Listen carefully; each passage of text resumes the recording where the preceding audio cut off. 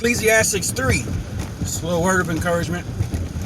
I know things may seem like they will never happen, but they will. With all the things going on in the world and the enemy constantly bombarding us with depressing news and information. And sometimes there's a part of you that feels like, is this thing ever going to happen? Well, I'm reminded of Ecclesiastes chapter 3, 14 and 15. And it reads like this. I know that whatsoever God does, God does or doeth, it shall be forever. Anything, it shall be forever. Nothing can be put to it, nor anything taken from it.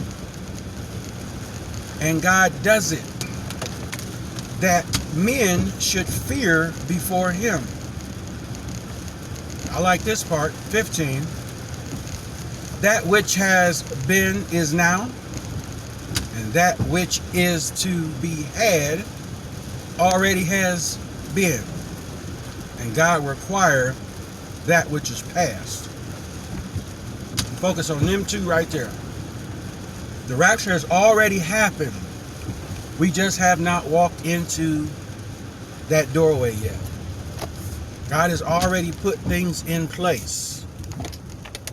And we must, this is one of the critical points about getting in this word and reading it, meditating on these scriptures, understanding that Jesus told us he's going away to prepare a place for us, our birthright, our spiritual inheritance. If it wasn't so, I wouldn't have told you. I'm going to come back and get you. And where I am, you will be also. Ecclesiastes 3 and 14 and 15. Okay? We are in a very gray area right now, trying to figure out what is going on. The Lord has already ordained the time of the rapture. And what we're doing is looking at our current situations around us, trying to figure out when he's going to implement that. But know one thing, based on these two verses in this Ecclesiastes 3, that he is already created. It's already done. It's already done in his timing. So what we have to do is continue to stay patient. Our reward. I know people say, well, I'm just so tired of waiting.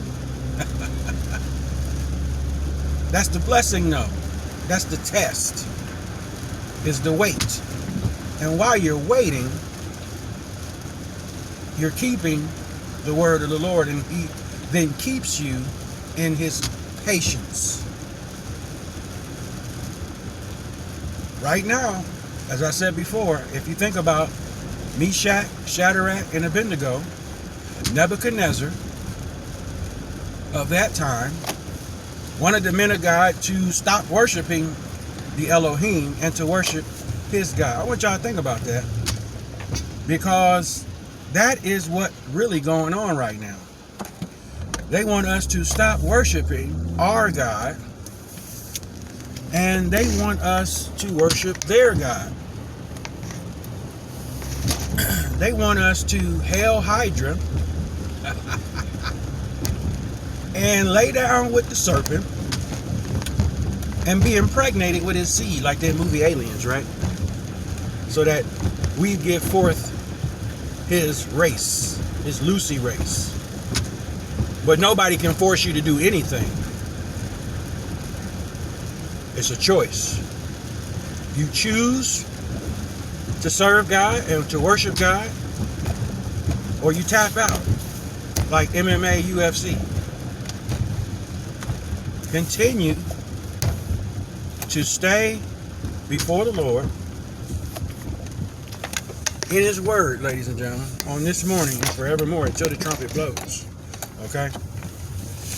Because by design, this is all set up to cause people to lose their faith, their salvation, to lose their crown, and to defile their garments. And it's all by seduction, sorcery, witchcraft. You know, that's the whole point of main scumbag media. To continue to pump a false narrative out there. And we got an incoherent leader doing a town hall who, I don't know what happened with him when he was standing there with his fist balled up, locked up like that. Did they hit a switch on him? You know, like they did Al Roker that time. Y'all remember that? Al Roker just stood there on pause mode, looking in the camera sideways. But ladies and gentlemen, just remember this scripture.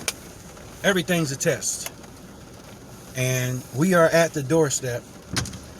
Don't get frustrated because what we want to happen hasn't happened yet. We are also in the Lazarus position.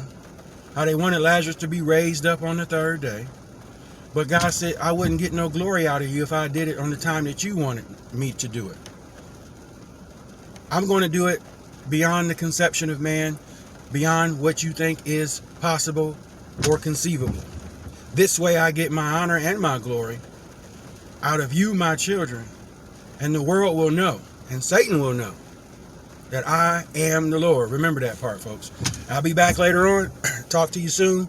And keep the faith. Peace.